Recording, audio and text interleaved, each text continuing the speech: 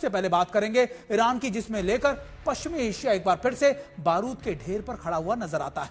Iran और America आमने सामने खड़े हैं, सड़कों पर विरोध और समंदर में जंगी जहाज और कूटनीति के मोर्चे पर लगातार वार पलटवार किए जा रहे हैं। सवाल यह है कि क्या सिर्फ ईरान पर अमेरिका के दबाव की ही रणनीति है, या फिर अमेरिका सच में कुछ बड़ा करने वाला है, जो सीक्रेट भी है और लगातार बड़ा भी। आपको सबसे पहले ग्राउंड रिपोर्ट दिखाते हैं।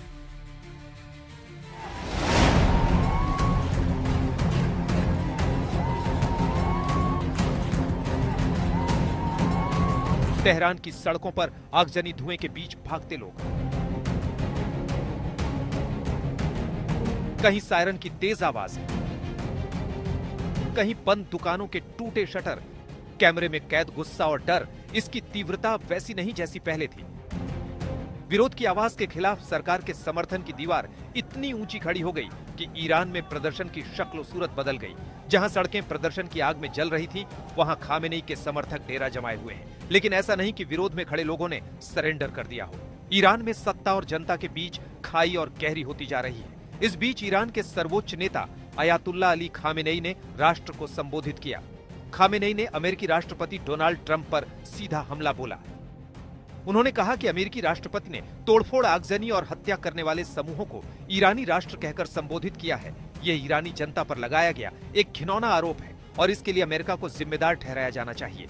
ईरान पर जमीन के साथ साथ समंदर में भी दबाव बढ़ रहा है। अमेरिकी का बाहुबली विमानवाहक युद्धपोत यूएसएस अब्राहम लिंकन तेजी से ईरान की ओर बढ़ रहा है। संदेश साफ है, वॉशिंगटन किसी भी हालात के लिए तैयार है। तनाव का असर कूटनीतिक स्तर पर भी दिख रहा है। यूक्रेन, यूके, न्यूजीलैंड, स्लोवाकिया और पुर्तगाल ने ईरान में अपने दूतावासों के सभी कामकाज अस्थायी रूप से बंद कर दिए हैं। यह कदम इस बात का संकेत है कि हालात को लेकर अंतर्राष्ट्रीय समुदाय कितना आशंकित है।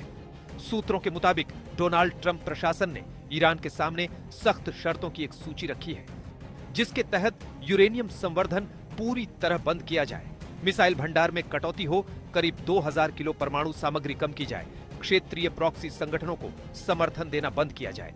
इसके बदले में अमेरिका ने प्रतिबंध हटाने और ईरान की अंतर्राष्ट्रीय समुदाय में वापसी का प्रस्ताव दिया है। यानी एक हाथ में छूट, दूसरे हाथ में सख्त चेतावनी। अमेरिका कई मोर्चों पर ईरान को घेर रहा है। अमेरिका ने खुले तौर पर ईरान की जनता से इस्लामिक रिवॉल्यूशनरी गार्ड कॉर्प्स यानी IRGC की गतिविधियों की जानकारी मांगी है। अमेरिकी सरकार ने बयान में कहा कि ईरान की दौलत के अरबों डॉलर IRGC पर खर्च किए जाते हैं। यही पैसा ईरानी जनता को दबाने और हिंसा फैलाने में इस्तेमाल होता है। अमेरिका ने कहा है कि IRGC की आर्थिक नसें काटने में हमारी मदद करें। जानकारी देने वालों को इनाम और सुरक्षित पुनर्वास तक का विकल्प दिया जा सकता है। एक तरफ आर्थिक प्रतिबंध, सैन्य दबाव और खुफिया अपील, दूसरी तरफ राष्ट्रवाद, सत्ता का सख्त रुख और अमेरिका पर सीधा आरोप। ईरान अमेरिका के बीच ये सिर्फ बयानबाजी नहीं, बल्कि शक्ति प्रदर्शन की खुली लड़ाई है। अब देखना यह है कि क्या यह टकराव बातचीत की टेबल तक पहुंचेगा या फिर पश्चिम एशिया में मौजूदा संकट विकराल हो जाएगा। फिलहाल पूरी दुनिया की नजरें तेहरान और वॉशिंगटन पर टिकी हैं। आज तक ब्यूरो।